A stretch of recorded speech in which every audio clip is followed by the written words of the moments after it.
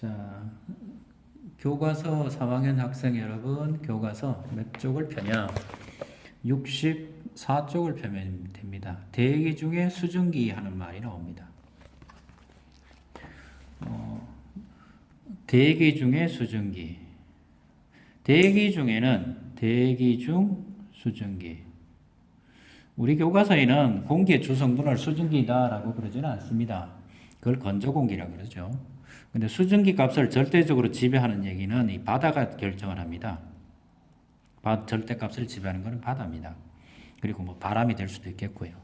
근데 공기 중에 보통 공기라 그러죠. 우리 주변에 있는 보통 공기는 이게 네 번째겠네요. 보통 공기는 뭘 가지고 있습니까? 반드시 수증기를 가지고 있습니다. 근데 이 수증기는 기본적으로 알아야 될 게 어떤 겁니까? 공기 중에 제일 많은 거는 질소고요. N2, 산소는 O2, 아르곤 이래 붙입니다. 그리고 수증기입니다.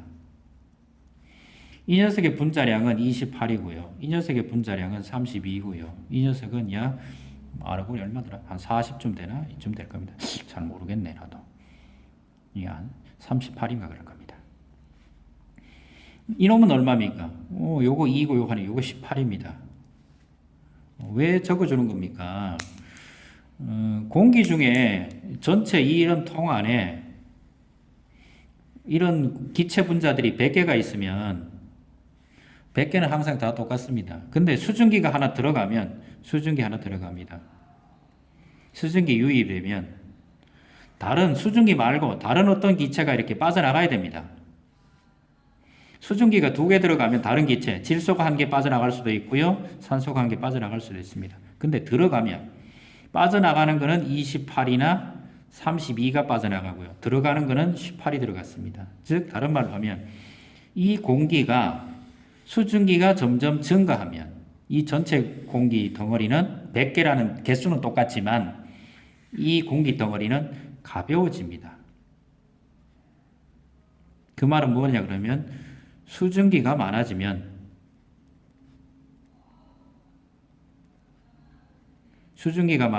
공기는 어떻게 돼요? 공기는 어떻게 된다? 가벼워집니다. 이렇게 됩니다. 같은 온도일 때 이렇다는 얘기입니다. 그러면 수증기, 다른 말로 이건 물이죠. 물은 언제 잘 공기 중으로 들어갑니까? 뜨거워지면 잘 들어가죠. 그래서 그걸 가지고 뭐라 그럽니까? 포화, 수증기, 양 이런 말을 씁니다. 즉 이거는 온도가 있고요. 공기 몇 킬로그램? 1kg 속에 수증기량 이런 말이죠.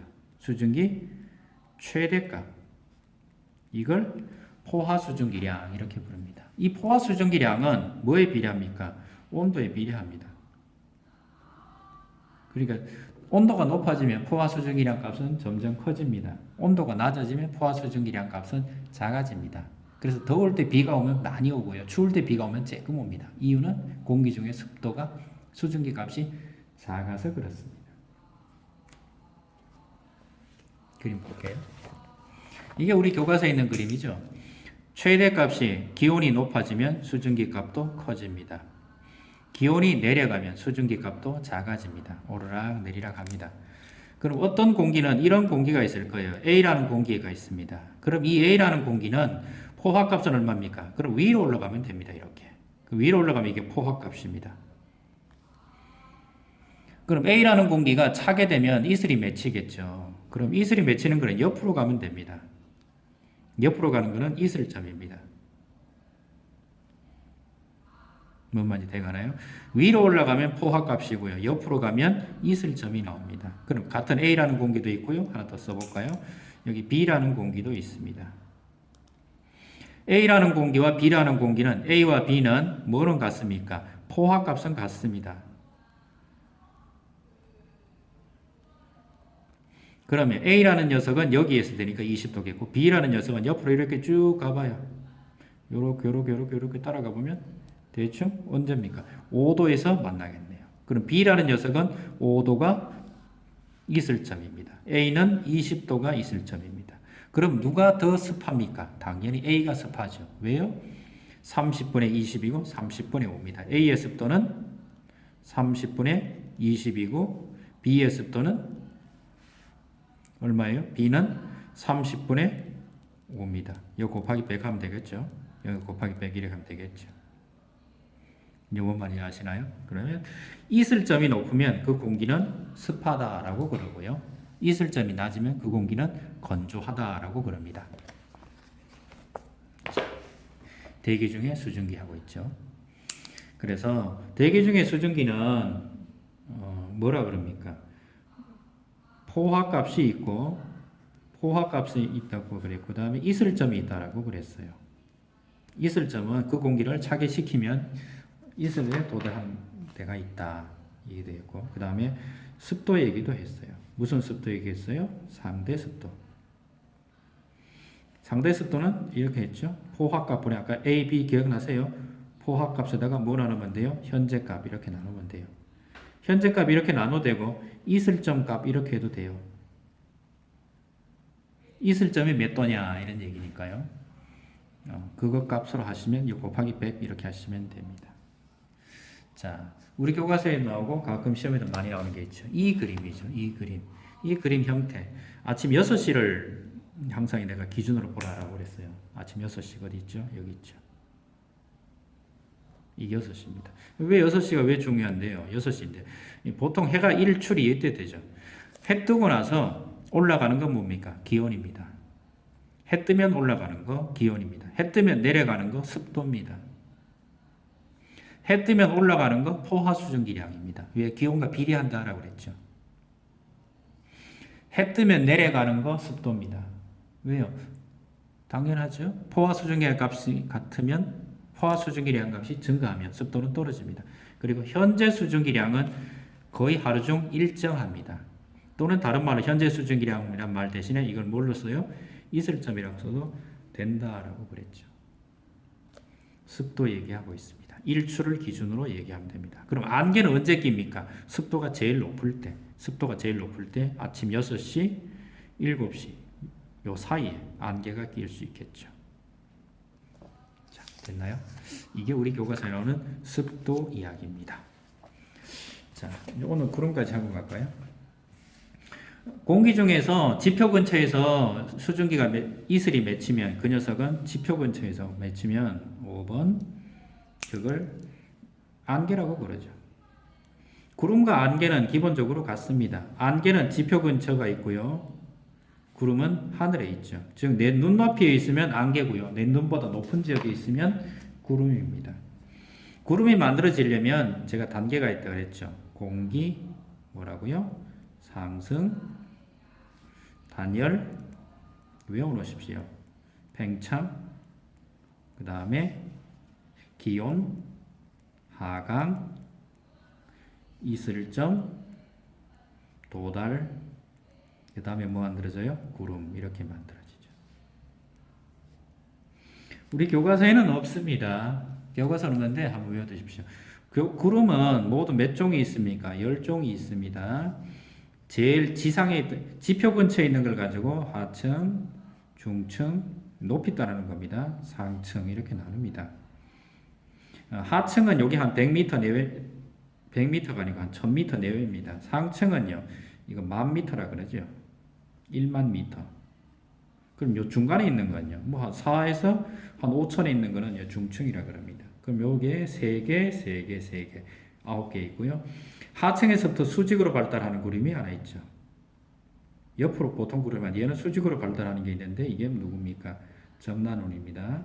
정난운은 밑에서부터 시작해서 하늘로 이렇게 발달합니다. 제일 밑은 어디에 있습니까? 하층에 있습니다. 제일 대가리는 어디인데요? 얘는 상층에 있습니다.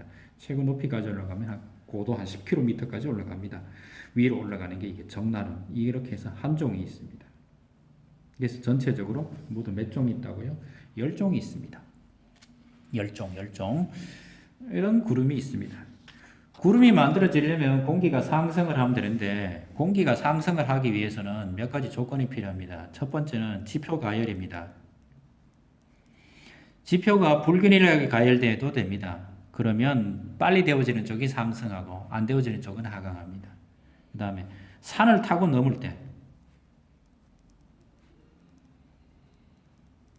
산을 타고 넘을 때 올라가는 쪽은 구름이 만들어지고요. 내려가는 쪽은 구름이 없어집니다.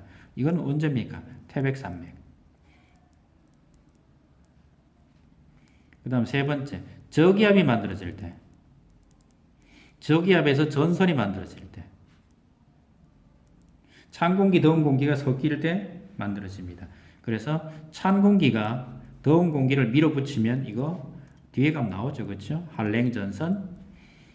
따뜻한 공기가 찬 공기를 타고 올라가면 온난전선. 이렇게 둘이 나오죠. 그래서 공기가 만들어지는 경우는 이렇게 나눕니다. 지표가 가열될 때 보통 한 여름에 잘 되죠. 여름날 오후에 뭐 만들어집니까? 뭉게구름. 산을 타고 넘으면 빨리 못 넘으니까 천천히 넘으니까 층문형 구름이 만들어집니다. 동해안에 부슬비 내릴 때. 저기압은 뭐 별도고요. 자, 여기까지 하시면 여러분들은 또 두 번째 얘기했는데 좀 더 할까요? 자, 그 다음 얘기가 뭔 얘기 나옵니까? 강수 얘기가 나옵니다. 강수는 구름 속에서 일어나는데 강수를 설명하는 형태는 우리 교과서에는 크게 두 가지를 나눕니다. 뭐 나옵니까? 빙정설, 뭐 나옵니까? 병합설 이렇게 나눕니다. 빙정설이든 병합설이든 반드시 둘 다 공통으로 가지고 있는 것은 응결핵입니다. 응결핵이 차가워서 얼어붙으면 빙정이 되는 거고요. 응결핵이 얼어붙지 않고 계속 지들끼리 들러붙어서 충돌을 해서 성장합니다. 빙정 성장이 되겠죠. 충돌 성장을 하면 병합설을 그럽니다. 빙정설은 주로 언제 잘 됩니까? 이거는 온대 지방의 비. 이거는 어디의 비? 열대 지방의 비입니다. 우박은 어디로 설명해야 됩니까? 빙정으로 설명해야 됩니다. 우박은 빙정으로 설명해야 됩니다. 우박은 빙정으로 설명해야 됩니다. 나머지는 병합설입니다. 이런 병합설을 할 때는 응결핵이 성장합니다. 응결핵이 성장해 지들끼리 들러붙어서 충돌해요. 그래서 이건 열대지방의 열대성 강우 뭐라 그러죠? 스콜이라 그러죠. 스콜이 올 때는 이 현상이 일어납니다. 나머지 대부분 위는 빙정으로 설명하면 됩니다. 자, 여기 오늘 두 번째까지 하고요. 다음 시간에는 기압, 바람부터 또 할게요. 이상입니다.